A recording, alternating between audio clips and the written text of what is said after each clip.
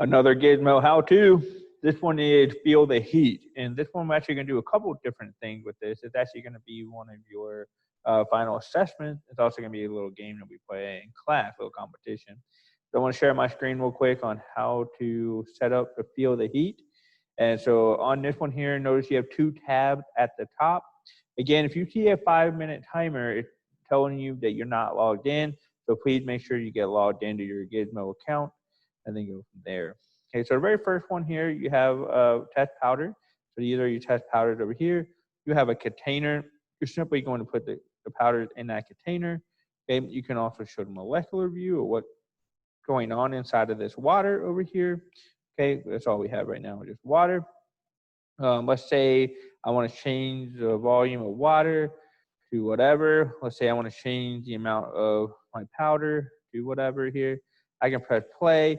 It will scoop it for me and put it in there. So it's kind of like doing an actual lab. And you notice that the temperature is increasing here, okay? And you can look at the molecular level again, kind of see what's happening here, the energy. Oh man, it's going way up. You see?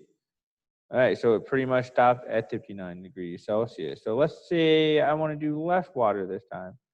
What will happen?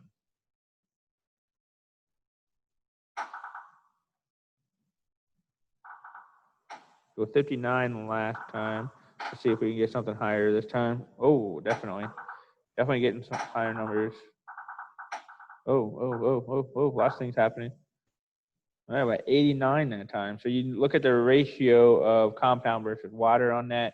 Again, you can drag in different substances. You can change the amount of water. And again, it will just start adding stuff to it.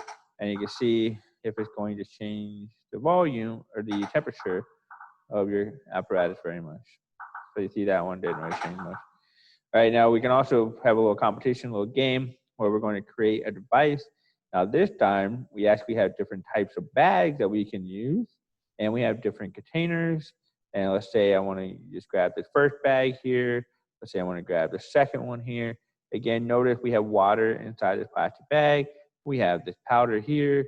We kind of already did some stuff with this one, so we kind of already know what might happen here. But again, we can press play. Here's a little temperature gun over here. We can actually show some data on a graph, what's happening here. We have temperature, we have the rate of heat. So notice that it started off kind of hot, but then it kind of stopped. Okay. We also look at a table if we want to look at a table there. Okay. You kind of see what happens there. Notice we probably want to go back to the very beginning. Okay. So if I pause, okay.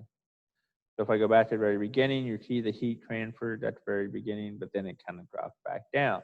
I can hit clear, get rid of that table, get rid of the graph. Again, I can change something else. I could go from somewhere, try different stuff. Again, I can change the math. I can change the volume. And again, using my temperature gunner. Oh, that one actually got a little bit colder that time. Okay, again, show the data, what's going on here. It got cold all of a sudden, and then it flattened out. So for your competition, for your activities, we're actually going to try to create the best hand warmer, looking at temperature, looking at graphs, and then maybe even ice, a way to cool down things as well. Remember, you always have tools here. You can do a screenshot. You can do some arrows. If you want to point to your temperature there, and then you take a screenshot, you can upload it. For this one, you probably are going to have to upload your screenshots, okay? And then you can go from there, right? And you can look at different things there, okay? All right, if you guys have any questions, as always, let me know.